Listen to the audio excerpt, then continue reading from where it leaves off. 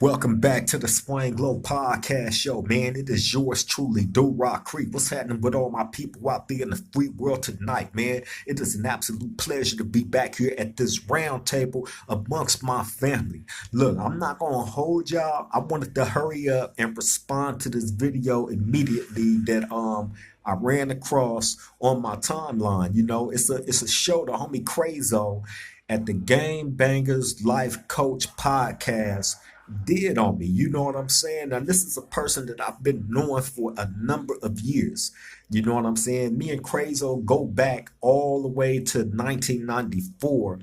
Back when the prison Centinela had, was it Centinela or Calipatria? Centinela. It was Centinela that had just opened up. You know what I'm saying? And it just so had happened to be my first level four. And this was a treacherous place, man. You got to remember they opening this new prison up, and they shipping dudes from everywhere, the worst of the worst. You know what I'm saying? So you catching all these dudes like in their prime years of game banging. This was 1994 when game banging was still game banging. You know what I'm saying? So just imagine I was around legendary dudes from everywhere. You know what I'm saying? People like my homie Crazo. You know what I'm saying? Coach Zoe, they call him over at the Gangbangers Life Coach. You know what I'm saying? Then you had Big Kill from Raymond. Then you had 8 Ounce from Raymond. You know what I'm saying? Then you had the homie Big Al Capone from A-Tray Gangster. Big Mad Pup from A-Tray Gangster. Marcelli Lil Loco from A-Tray Gangster. And so many others, man. Big Chim Chim from Five Deuce Hoover. You know what I'm saying? Big Trigger Bird from Nine Deuce Hoover. You know what I'm saying? Crazy ass Hoover Rob from Nine Deuce, man. It was just so many dudes from everywhere. Killer Car from Harlem. You know what I'm saying? Like, man, I can go on and on naming names of the people that I was around. So, that was my introduction to my first level four prison, Centinela, 1994. That's where I first met Crazo. Now let's fast forward a little bit. You know what I'm saying? Crazo goes on to describe a situation that occurred in Calipatria back in 2001, I believe, right? On the Sea Yard. You know what I mean? Now listen, if you was in Calipatria back in those late 90s, I'ma say mid 2000s, then like it wasn't no joke down there, man. And again, at that time I was amongst legendary dudes from everywhere. That specific yard, Sea Yard in Calipatria back in 2001, bro, you had people there like Big Lala from East Coast. You know what I'm saying? You had of course Crazo from Raymond, Ben Dog from Raymond. You know what I'm saying? It was so many. Rob from Six Deuce East Coast. You know what I'm saying? Man, it was a lot of premier keyways on that yard at that time that was pushing a cold line. A cold line. You know what I'm saying? So when I got over there, I was already getting that mentality of, you know what I'm saying, all work, no play. You know what I'm saying? But at the same time, I understood the environment that I was in. It was, you know, just as crazier dudes there from everywhere. From everywhere. Oh, I can't forget OG Sparks from Raymond. OG Sparks from Raymond was there too on that yard. Like they ran a tight ship. You know what I'm saying? They ran a tight shift, man. Point blank, period. You know what I mean? But in this situation that Crazo go on to talk about, I've talked about this on my show before. I've told this story. However,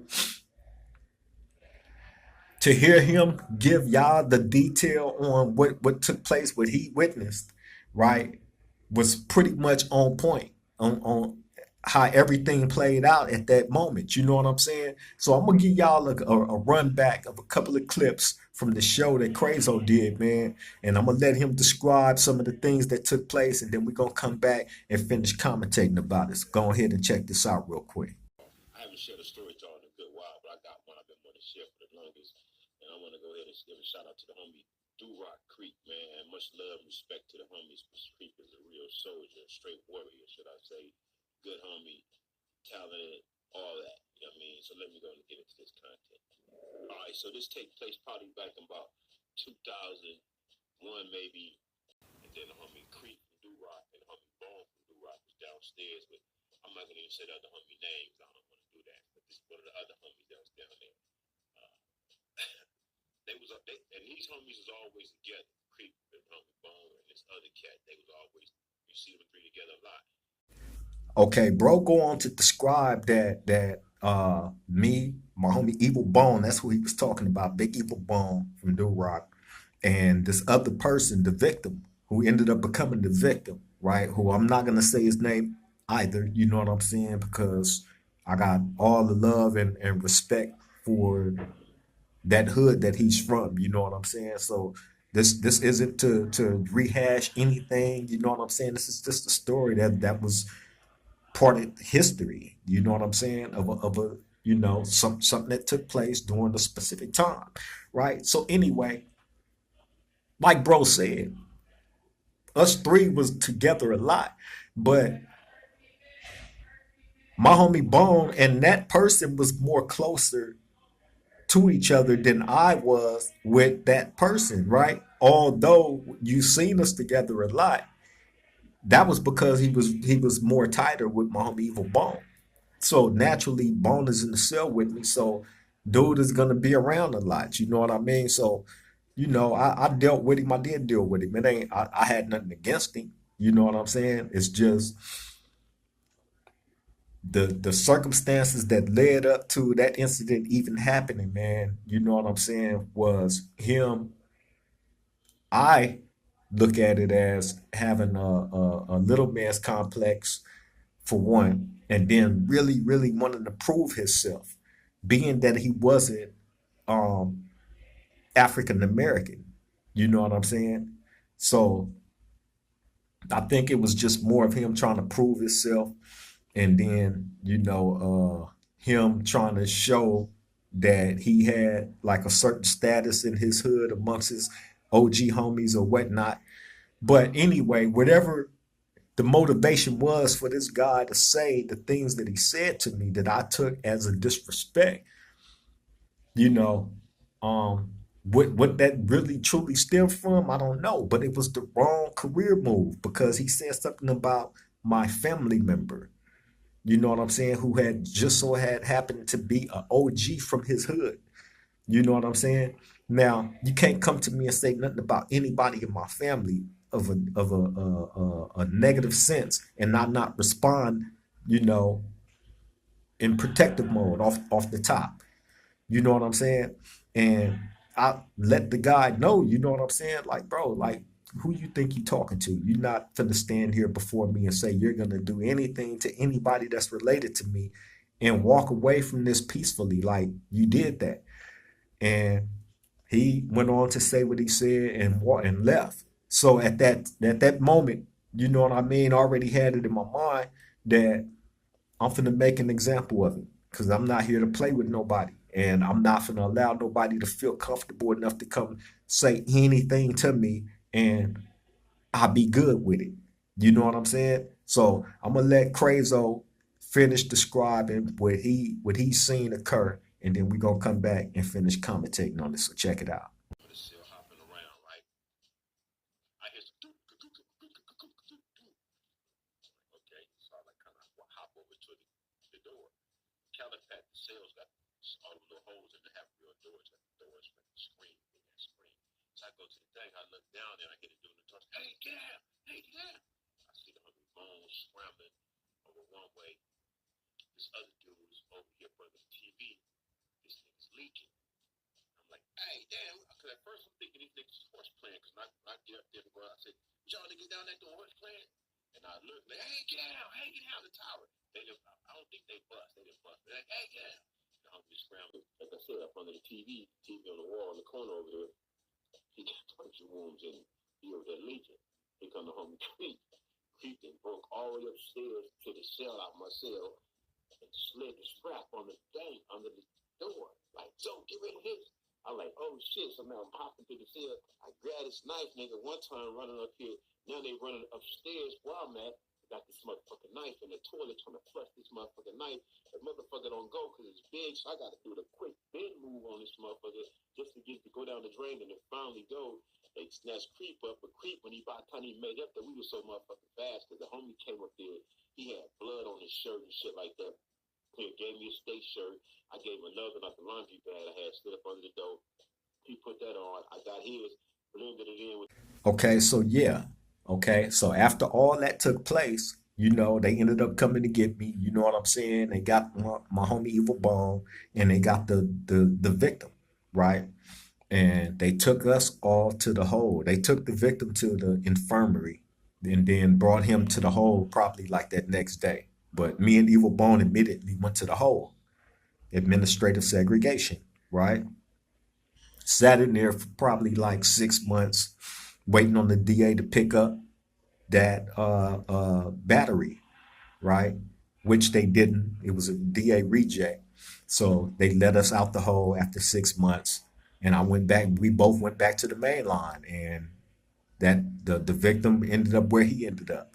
So bam, that was really the ending results to that. You know what I'm saying? And I haven't seen the homie Crazo since that day that incident took place, man. And you know what I'm saying? Again, you know, I will say it to the day that I die because, like he described in that video, like you have to be on point at all times because you don't know what's gonna happen. It's like spur of the moment type of things that happen all the time in prison. Somebody can come running to your door with, you know what I'm saying, with 15 police behind them, and they got some type of contraband that they trying to get rid of that they not trying to get caught.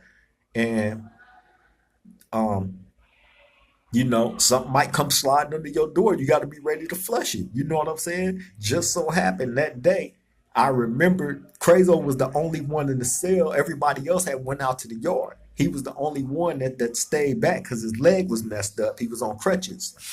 And you know, we had to keep usalama on him. Usalama in Swahili means security, right? We had to keep usalama on the homie from him getting from the shower back to his cell, from him getting to the from the cell to the shower. You know what I'm saying? Like we that was Mando off the top. We had to keep security on each other as keyways. So bam, I remember us going upstairs to make sure he got back from the shower back to his cell, then going back downstairs. And in the midst of that, I'm waiting on this guy to come out his cell because, you know, the last conversation that we had, it was pretty much left in the air like, you know what I'm saying? Get off what you get mad at. So what ended up happening was the victim's cellie was still outside his cell. And I guess he had heard that me and his cellie had got into it or had words or something. So he called me over. He was like, hey, creepy, like, hey, he's like, you and my cellie got into it? I said, yeah. I said, as a matter of fact, I need you to go get him out the cell right now so we can, you know, see what this is about. He like, for real? I'm like, yeah. This person that I'm talking to, his name was Cooley. Cooley was from Palmer Block, Compton Crip, right? Oh, Cooley Cool. That was my boy. Shout out to Cooley from Palmer Block, Compton Crip, man. If anybody out there knowing, you know what I'm saying, shoot this video to him. You know what I'm saying?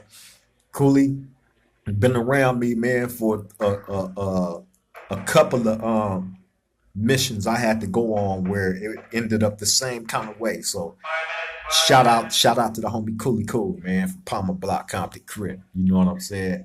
But Cooley like, all right. So I go stand up under the TV. You know what I'm saying? With my back against the wall, I got my hands behind my back, one leg up against the wall, and I'm waiting on him, like, because my hand is back there holding on the knife. So bam, my homie Evil Bone is sitting right across from where I'm standing on top of a table. You know what I'm saying? So when he actually, it was more of my homies out there than that. It was me and Bone right there. Then my homie Gangster Tick was over on the phone, and then my homie Big Stack of Dollar was out there doing something. I think he was washing or something. I can't remember, but all four of us was out in the day room at that same time. You know what I'm saying? So bam, they knew it was finna happen. You know what I'm saying? And actually, like, they was trying to talk me out of it. The homie Gangsta Tick them and shit. The only one that wasn't trying to talk me out of nothing was Evil Bone. Evil Bone, like, fuck it. You said you gonna do this, so we finna do it. Bang. Here come old boy. His Cooley went and got the door open, got the cell door open. Dude come out with his shirt off. You know what I'm saying? Like, he finna to come put it down. You know what I mean? So that gives me even more incentive to handle my business as soon as he get within striking range. And he walked right up to me. You know what I'm saying? He walked right up, no stopping, veering off, none of that. He walked right up to me. And as soon as he got within striking range, I got on him. You know what I'm saying? Once I got on him, the homie Evil Bone ran over there, start punching on him, and you know what I'm saying? He was pent up against the wall, just taking a lot of stab wounds and a lot of punches, man. And he got done real bad that day. You know what I'm saying? Extremely bad, and it was fast. It was quick because by the time the person in the gun tower realized what was going on, dude had got hit like 15 times by me alone. Evil Bone punched on him, you know what I'm saying, numerous times in the same spot, the same side of the face, in the same spot, hard as hell. You know what I'm saying? So, and it happened fast. So by the time they realized what was going on, we was able to. I went one way, Evil Bone went the other. I'm a thinker though. You know what I'm saying? So I'm like, I got to get rid of the weapon. I'm not gonna get caught with this thing. So bam, I remember we just walked the homie in the cell. Everybody else is gone. So I'm running up the stairs and I'm calculating in my mind. That's when I remember I'm like crazy in the cell. I'm going straight there. Bam. So I run up the stairs and I run down the tier, make it to his cell, slide the knife up under his cell, ask him to flush it for me, man. And I had blood all over my shirt and all that stuff. So I was able to take that off. He slid me another shirt. You know what I'm saying? At this time, there's a lot of commotion going on because now all the COs is running in there. They trying to figure out where the incident took place, who involved, and all this and that. You know what I'm saying? So, I was able to. I had enough time to change out everything. You know what I'm saying? So that's how all that played out, man. You know what I mean? Now I'm gonna run this last clip. Let Crazo close this story on off for y'all as he did in the video, man, and we gonna close up. Check it out. But I just wanted to share that story with y'all about the homie DUROC Creep, man. Check the homie out, Swing Low Podcast After Dark. That's my nigga, man. Creep, a real one. Been solid with me. Much love for the homie from day one, homie. You know what I mean? Good dude, straight rider with the shits, no doubt about it. We'll bust on you. Won't hesitate to bust on the nigga real quick. We'll give you the business, but shout out to the homie Creep, man. I just wanted to share a story with y'all about the homie, man. For sure, man. Hey, man, much love, much respect to you, Coach Zoe, man. I appreciate you, bro. You know what I'm saying? Like I told you, I learned a lot from being around you because I messed with you and Ben Dog every day. I used to come to y'all cell every day because I was the porter. So on top of that, me and you was knowing each other long before then anyway. Like I said, we go back to 1994. You know what I'm saying? Where all the big dogs was around and shit was really cracking. You know what I'm saying? But anyway, I appreciate you, bro, for running that story. You know what I'm saying? A lot of people don't get to hear stories about, you know what I'm saying, those of us that's still around that went through those type of things, man, and has grown into a more conscious direction in their life to where we can actually tell those type of stories, man, and get it out there to the free world so they can understand, you know what I'm saying, that you have one stage of who you once was, and that helps others understand the maturity path that you've taken from that time up to the current where you're at now. You know what I'm saying? So that's what I find more fascinating about having the opportunity to be able to come and tell these stories. You know what I'm saying? Real life, actual stories that people have actually lived through and been through, and be able to come share with these youngins, man, and they take something from it and learn from those situations, how it used to be in comparisons to what things are now. You know what I'm saying? Because trust and believe, it wasn't easy being a gang member, a gang banger, you know what I'm saying, during a certain time period in certain places and environments. It just wasn't, you know what I mean? You wasn't gonna be no anybody around all these lions and hyenas, you know what I mean, and survive in that jungle. You just wasn't. And it wasn't meant for everybody to be able to do it like that. Thankfully, by the blessings of God, you know what I'm saying, and having the heart and the spirit of a true warrior, you know what I'm saying, I was able to make it through a lot of those things and be around a lot of people like yourself, Kozo, you know what I'm saying? Where I was able to instill a lot of those things into myself. The same game I try to give back to my young homies. You know what I'm saying? And it's a whole lot of that game on my channel, man. For those of y'all that haven't did it already, man, please like, comment, and subscribe to the Spring Glow Podcast Show, DUROC Creep, as well as the Game Bangers Life Coach, man, Coach Zoe. You know what I'm saying? Please go like, comment, and subscribe to the Game Bangers Life Coach Podcast. Please do that for me, man. I love and appreciate you all for taking the time out, you know what I'm saying, to come check this story out, you know what I mean? I thank the homie Zoe again, man. Shout out to you. Much love and respect always, homeboy. You know what I'm saying? You know we gonna stay in contact. We're gonna stay in touch. You know what I'm saying? Hey, bro. It ain't nothing but love and respect. You know it to the utmost. And again, to all my subscribers, man, thank you all for choosing the Swing Low podcast to come spend some time with. You know what I mean? You chose right. You know what I mean? And we're going to continue to do right by all y'all. To the next time we meet at this round table, y'all stay safe, stay blessed out there. To the next time, triple gang.